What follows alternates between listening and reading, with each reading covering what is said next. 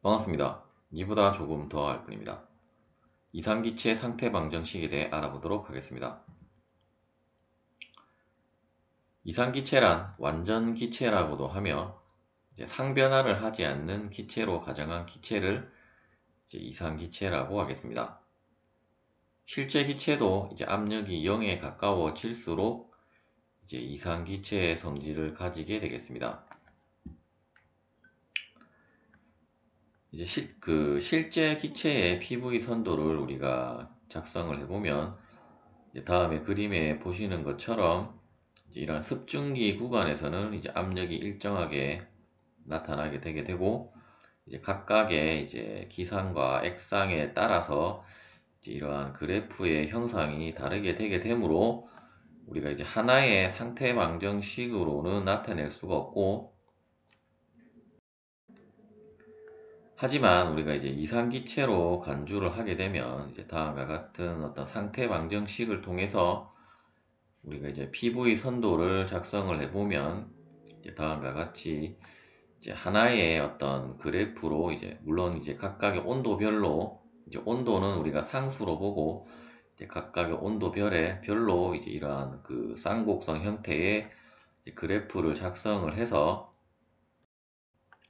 온도가 증가할수록 점점 이쪽 부분으로 작성이 되어진다라는 것을 우리가 한눈에 알 수는 있는데, 우리가 그 유체역학에서는 다루진 않지만 여러분들이 연력학 시간에 압축성 인자라는 것을 배우게 되면 이상기체의 상태 방정식에 실제 그 기체에 대한 그 압축성 인자를 곱하면 하나의 어떤 실제 기체에 대한 그 상태 방정식이 되겠습니다. 물론 실제 기체에 대한 상태 방정식은 여러 개가 있을 수 있으며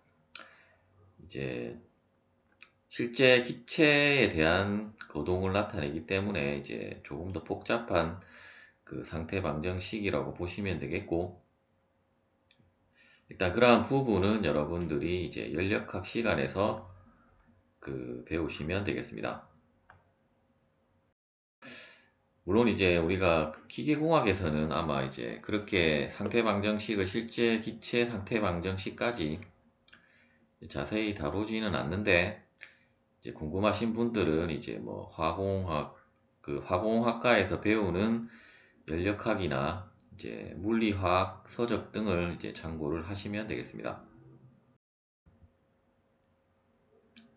이상기체 상태 방정식에 대해 알아보도록 하겠습니다.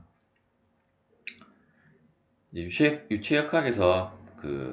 가장 많이 사용하는 꼴은 P는 ρ RT와 우리가 앞서 살펴본 PV는 RT라는 이 두 개의 공식을 가장 많이 활용한다라고 보시면 되겠고, 먼저 첫 번째 꼴에서 로우는 밀도이고 R은 어떤 기체에 따른 기체 상수, T는 절대 온도가 되게 되겠고, 따라서 밀도와 기체 상수, 절대 온도를 통해서 우리가 압력을 구할 수가 있겠습니다. 또한 밀도의 역수는 비체적이기 때문에 따라서 비체적을 압력에 곱해주면 다음과 같이 그 상태 방정식을 표시를 할 수 있게 되게 되고, 또한 PV는 MRT라는 공식과 PV는 NR UT라는 공식이 있는데, 일단 가장 마지막에 나온 이 공식은 여러분들이 일반 물리 시간에서도 한번 보았을 식인데, 이때 N은 몰수를 의미하고 RU는 U는 유니버셜 가스 컨스탄트를 의미하는, 즉 일반 기체 상수가 되겠습니다. 일반 기체 상수는 상수이기 때문에 아래에 이러한 값들로 정해져 있고, 우리가 SI 단위에서는 이 8.14 줄/몰 K라는 그 값을 가장 많이 사용을 하게 되고, 경우에 따라서 기압의 단위인 ATM이나 리터로 문제로 주어지면 아래에 그 기체 상수 값을 일반 기체 상수 값을 여러분들이 사용을 해서 계산을 하시면 되고, 또한 이제 뭐 경우에 따라서는 우리가 이제 그 잉글리시 단위계를 사용을 하면 이제 다음에 값을 사용을 하시면 되겠습니다. 다시 이제 PV는 NRUT에서 이제 V는 이제 앞서는 비최적이었다라고 하면 이제 이때 대문자 V는 그냥 최적이라고 보시면 되겠고, 또한 이제 우리가 그 어떤 물질의 그 기체 상수는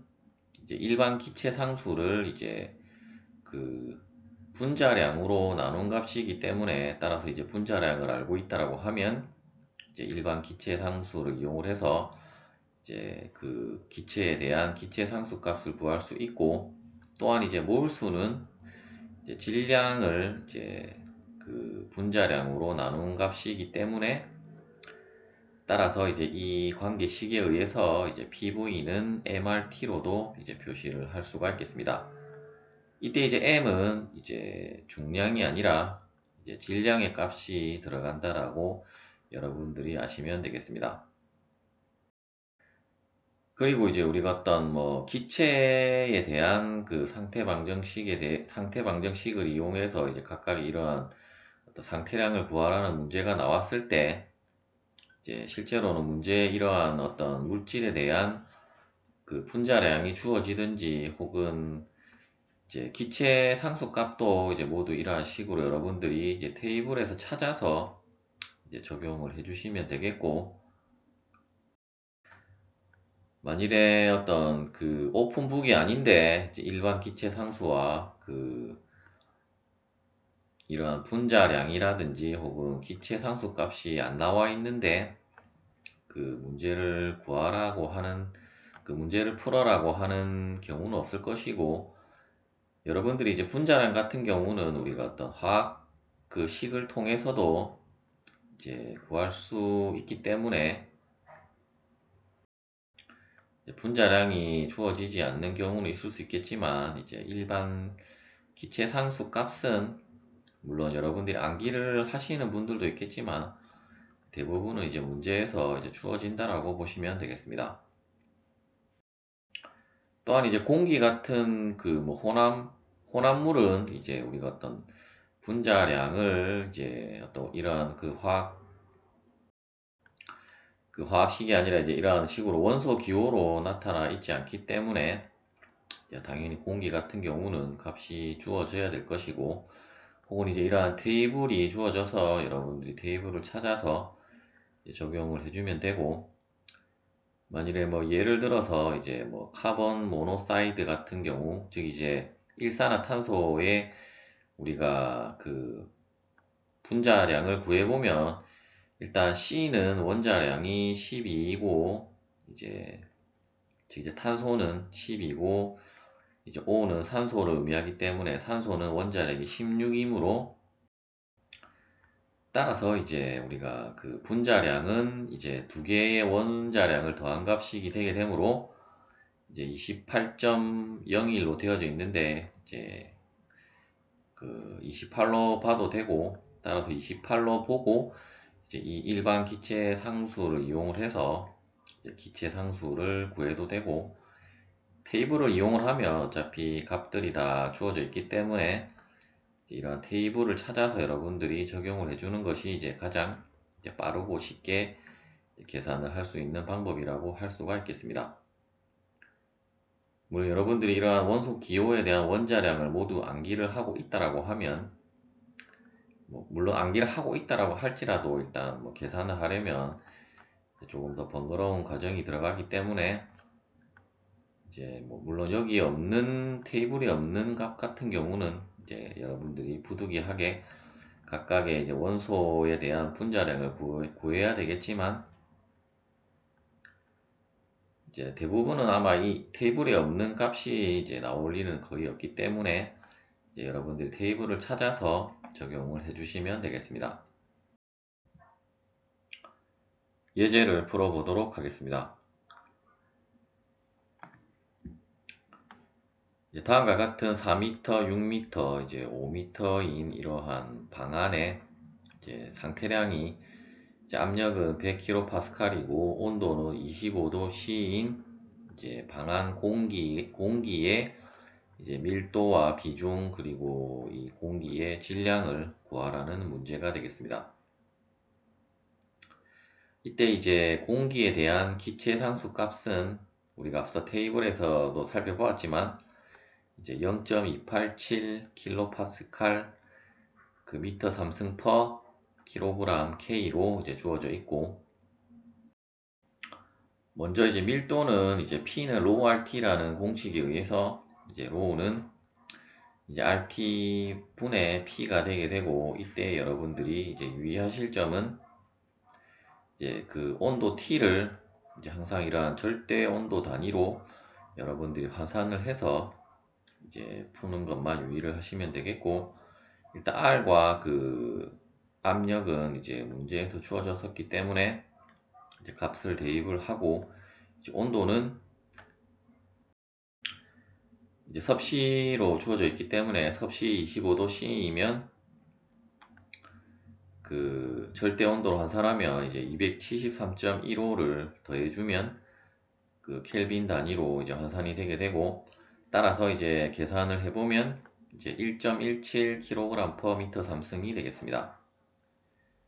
비중은 이제 우리가 밀도를 구했기 때문에 이제 비중이라는 것은 물의 그 밀도에 대한 물질의 밀도의 비이기 때문에, 즉 이제 물의 이제 밀도분의 물질의 밀도이므로, 물론 물의 밀도도 이제 여러분들이 조금 더 엄밀하게 계산을 하시려면 이제 앞서 우리가 테이블을 찾아보았듯이 이제 물에 대한 그 상태량 값들도 이제 각각 온도별로 이제 그 테이블로 정리를 했기 때문에, 그 테이블로 정리가 되어져 있기 때문에 이제 뭐 25도에 대한 그 물의 밀도 값을 찾아서 적용을 해줘도 되고, 이제 일반적으로 이제 한 20도에서 뭐 25도 사이의 값은 거의 이제 1000에 가까운 값이기 때문에 여러분들이 그냥 이제 1000으로 계산을, 어떤 특별한 말이 없다라고 하면 이제 테이블을 찾아라든지 이제 그런 게 주어지지 않았다라고 하면 이제 1000으로 계산을 해도 상관은 없겠습니다. 따라서 이제 계산을 해보면 이제 0.00117이 되게 되고, 이제 비중은 항상 이제 단위가 소거가 되게 되므로 이제 그 단위가 없는 무차원 수가 되겠습니다.